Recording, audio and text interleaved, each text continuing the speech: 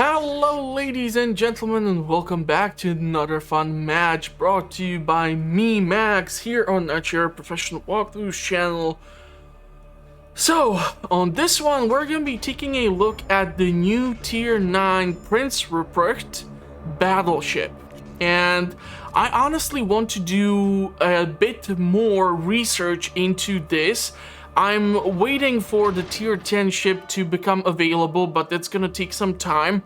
I'm gonna be taking a look at the ships in the German tech tree, especially the new one added, due to the reason that I think Wargaming might have screwed themselves over a bit, as these ships might provide you features which even the premium ships in the premium store might not do. So if you have not seen my Brandenburg review lately, this is the perfect occasion for that, because that ship is worth 40 bucks and it gives you torpedoes of 6 kilometers range. It has the 11.3 kilometers range on the secondaries.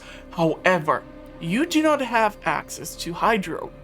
Here with Prince Rupprecht and the other battleships in this new tech tree, you have torpedoes which have really crazy range. Like, for example, this ship specifically has range of 12 kilometers on torpedoes, 11.4 kilometers on the secondaries. So the torpedoes outperform the secondaries. This means that this can be the ultimate mid-range engagement ship, but unfortunately it does lag in certain departments. Where Wargaming gives, it also takes. So if you have not seen my review for the ship, go check it out. I'm gonna link it up for you so you can check it up. I'm gonna probably be uploading both of the episodes somewhere in the middle of the night, because I'm like working like crazy in order to work on this, also make some other content for the channel, get footage for the channel, and do other stuff for other things like the comparison series, etc, etc. So if you're not yet subscribed, definitely make sure to do that. So the battle has initially started, and you can see that despite being properly angled, we have already taken some damage.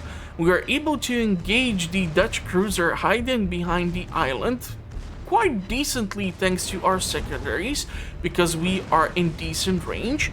And thanks to the dual guns on the turrets, and by me shooting one turret at a time, I'm able to actually land quite a lot of shots here and take down a large portion of the ship's HP. Now, unfortunately, the friendly destroyer was not paying attention and ran into one of the torpedoes.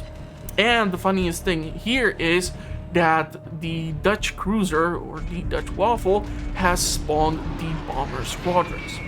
Now, German ships are notorious for having horrible AA, with few exceptions. Certain destroyers are the exception, as they have really good anti-aircraft defense, and also certain cruisers, but battleships primarily do suffer with really ineffective anti-aircraft. And so here, when we will be harassed by ships like the carrier, or if we would run into the new hybrid ships, which are combinations of battleships and carriers, we might struggle there. So we have to make sure that we will have someone close enough that they can provide the necessary anti-aircraft cover.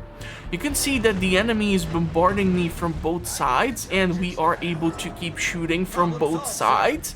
And the beautiful thing about this ship is the last turret is able to turn in 360 degrees. This means that once we get this kill, and I fire these shells on this battleship, which is moving away, which will probably lead to a bunch of bounce off shots or ricochet, I will be able to start maneuvering and turning the 3 turrets. As you can see, the last one is turning simultaneously with the front 2 turrets towards the enemy rune.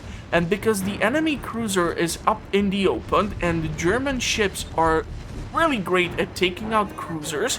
I'm gonna take the aim while we keep peppering the enemy cruiser with the secondaries, and we're gonna get another kill of the match. So the enemy battleship over there is unfortunately out of range, and I will have to start moving around as there is way too much movement, and I will not be able to really help contest the point over here in the circle.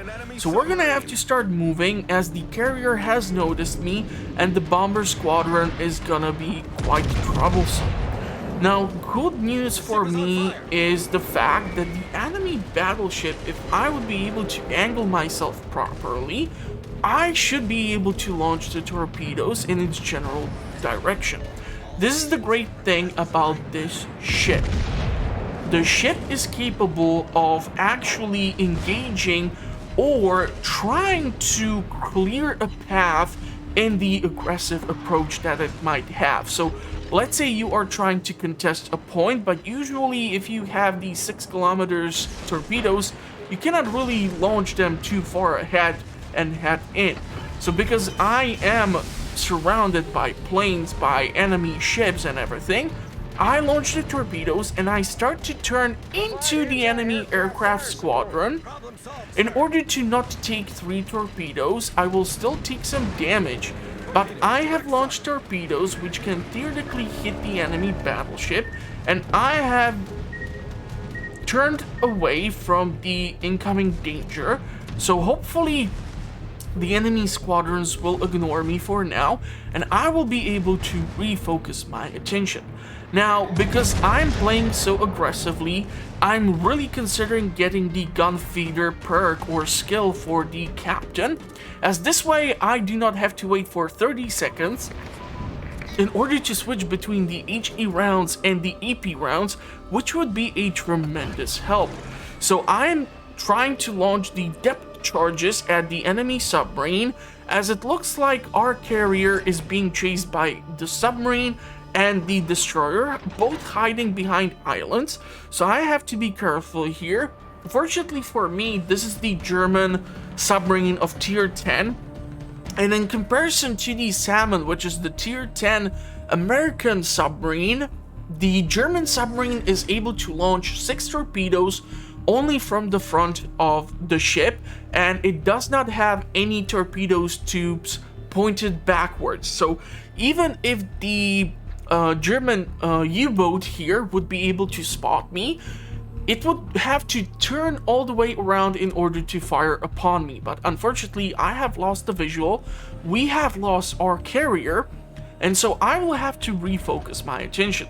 I see that there is a cruiser on that side, and because I do not know if the enemy destroyer will continue to go around the island, which after the enemy or the friendly planes fly over, I found out I have wasted the torps. So I refocus my attention on the enemy destroyer in front of me, focusing it with the secondary bombardment. As you can see it being peppered down, we get a kill, and because the Graf Giuseppe is still harassing the enemy destroyer, I have the visual, and so I start to refocus my attention, and once again those turrets are able to turn faster. So unfortunately I do miss, but it was enough for me to get another kill thanks to the secondary build. And now I am refocusing my attention on the last vessel of the enemy team, which is that submarine, and thanks to having 10 kilometers range on the depth charge squadrons, I am able to launch a successful attack here and start to bombard the enemy submarine with these depth charges. Unfortunately, he is still submerged, so I'm unable to hit him with my primary armament, but fortunately for me, I deal enough damage with the flooding and the depth charges that I get the 5th kill and the Kraken, and a really lovely end score for the match. So as you can see, I did receive 5 kills, I did get over 200 secondaries, I did not manage to hit anything with the torpedoes, which is most unfortunate, but having those 12 kilometers is definitely a game changer, as this puts even ship like Pommern to not that much of a popularity, because if you are gonna be able to be this offensive with the torpedoes and the secondaries and having hydroacoustic surge on top of it, Pommern will really have quite the competitor. So yeah, that's gonna be it for this match. Definitely let me know in the comment section what you think about it, and I will see you at the next one. Also make sure to subscribe for more fun content, and check out the playlist featured in the video's description too, as I publish videos on a weekly basis. Not all the time for World of Warships, it sometimes takes a while to get a decent match in this game, but then again, check out what I'm up to and let me know what you think about the new German tech tree. Thank you for watching everyone, stay safe out there, and bye bye for now.